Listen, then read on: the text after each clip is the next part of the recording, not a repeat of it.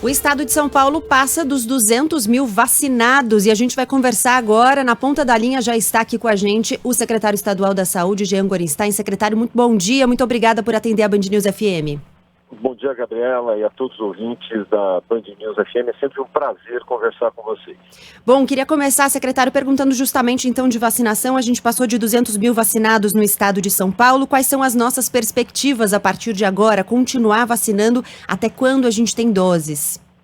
Pois é, nós estamos continuando a vacinar. Tivemos agora a chegada dos 2 milhões de doses da vacina da AstraZeneca, que também já foi distribuída baseada na sua proporcionalidade. O estado de São Paulo ficou com 502 mil doses, já distribuiu para suas municipalidades e dessa forma estamos aguardando novos lotes já do Instituto Butantan, da vacina do Butantan, que já estão também sendo disparados para as 25 GVS, que são grupos de vigilância epidemiológicos, e de lá redistribuídos para outros municípios. Lembrando que as tratativas que foram feitas sob a liderança do governador João Dória conseguiu terminar os entraves que haviam dos nossos insumos lá na China.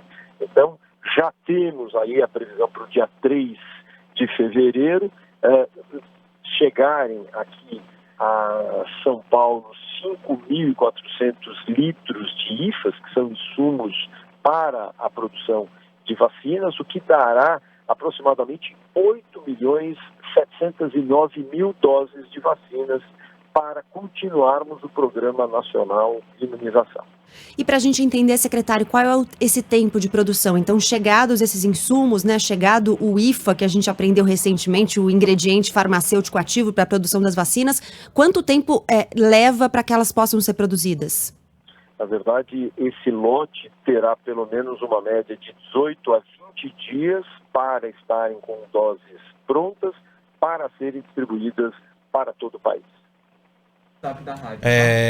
Bom, secretário, eu queria ainda falar sobre vacinação e de uma questão que a nossa reportagem trouxe, de uma possibilidade de paralisação, de greve de médicos residentes. Porque que acontece, né? A gente trouxe aqui informações de que muita gente que não estava na linha de frente acabou sendo vacinada, né? E pessoas, até funcionários terceirizados, pessoas que estão ali em contato direto com pacientes que fazem manutenção de respiradores dentro das UTIs, o que recolhem lixo, esses não foram vacinados. E aí veio essa informação aí de uma possível paralisação de médicos residentes. Eu queria saber como que a Secretaria Estadual e a Secretaria Municipal aqui na capital paulista têm conversado sobre essa possibilidade, se há de fato essa possibilidade e se há uma previsão para que todos esses profissionais da linha de frente sejam de fato imunizados.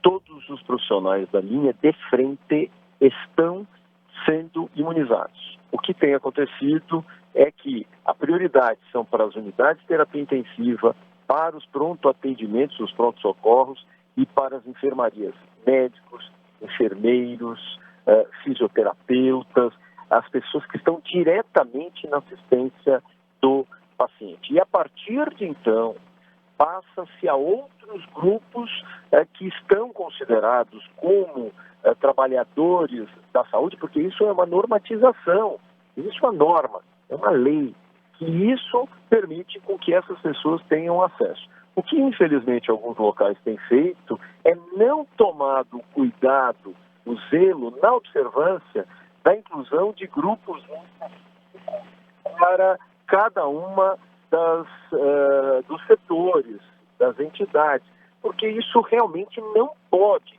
e não deve acontecer. Nós pedimos um bom senso. Para você ter uma ideia, eu sou médico, eu sou infectologista, eu ainda atendo pacientes no Covidade. Portanto, eu poderia me colocar como alguém que falou, não, então você tem direito, realmente, você está na linha de frente. Só que eu tenho que entender que existem pessoas que ficam 12, 24 horas nesses locais. Eles sim têm muito mais prioridade do que eu. Eu não posso me fazer de uma prerrogativa de secretário para ocupar os espaços. Hoje, uma dose é necessária. Secretário, eu queria entrar um pouco no assunto dos leitos. A gente tem conversado aqui bastante no Band News São Paulo, na programação da Band News FM, tem feito reportagens sobre a situação no estado, a gente tem falado sobre o avanço do número de casos e sobre já a dificuldade para encontrar leitos em alguns municípios do interior. Chama atenção para a região de Marília, com a qual a gente falou, né, cujas autoridades responderam às nossas perguntas. São 62 cidades ali na região, na macro-região de Marília, taxa de ocupação de leitos de 84,7%, mas no município de Marília, por exemplo, a gente já tem 3 unidades de saúde sem nenhum leito de UTI disponível. Queria perguntar 2 coisas para o senhor a respeito disso. A secretaria avalia que essa demanda é de fato esse crescimento da demanda é de fato uma consequência das festas de fim de ano, e a segunda é como tem sido feito esse manejo para atender essa demanda, se é possível transferir pacientes para outros municípios, como isso tem sido feito? Na verdade, sempre quando a gente olha os 84% da taxa de ocupação, existem outras regiões que igualmente nos preocupam, por exemplo, Presidente Prudente com 81%, e dessa maneira nós acabamos entendendo que isso é a média de todos os municípios. Alguns, como você mesmo disse, chegaram a uma taxa de ocupação muito maior, e com isso temos ainda a possibilidade de transferência de pacientes para outras localidades.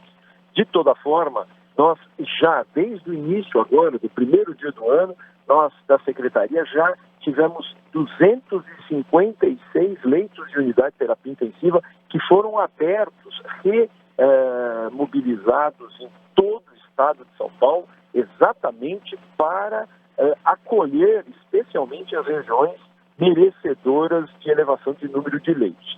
Porque quando nós olhamos o que vem acontecendo nesses municípios ou nessas regiões, nós estamos entendendo que ali é uma dinâmica da pandemia, é a velocidade com que a doença se instala. E é exatamente por isso que o Plano São Paulo colocou essas regiões no faseamento vermelho, criando restrições, apesar de vários prefeitos, a despeito dessa norma, desse decreto governamental, não estarem seguindo. Isso é muito ruim, porque à medida que eu mantenho as pessoas em circulação, eu mantenho o vírus em circulação, mais pessoas estarão aí doentes e dessa forma com o risco de sobrecarregar ainda mais o sistema de saúde da região. Pois é, que eu acho que o grande medo, né, secretário, e acredito que seja uma preocupação também do governo do estado, é ver cenas em algumas cidades, como vimos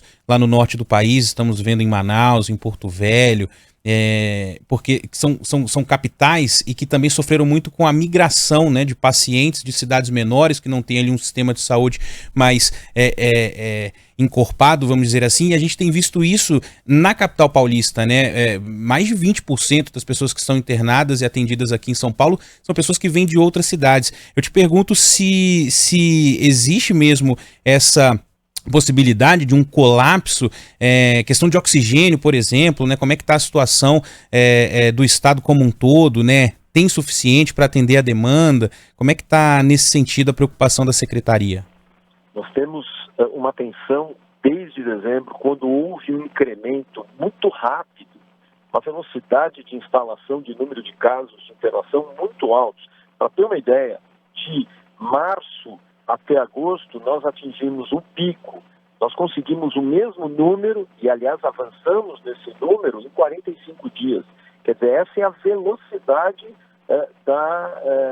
do comprometimento da pandemia nas regiões. Estamos aumentando leitos.